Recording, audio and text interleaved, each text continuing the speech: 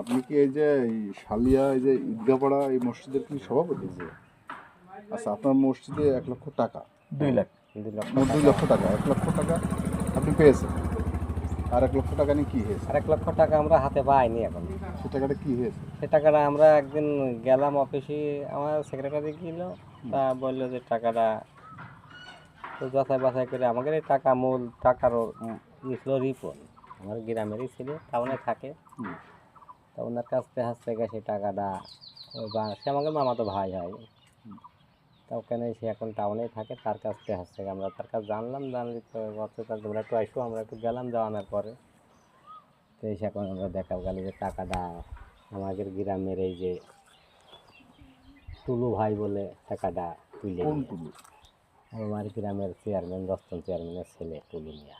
যে মকর রেশম টুলু সাহেব, জিপি, উনি তুলে নিয়েছে। আসে না এখানে আমার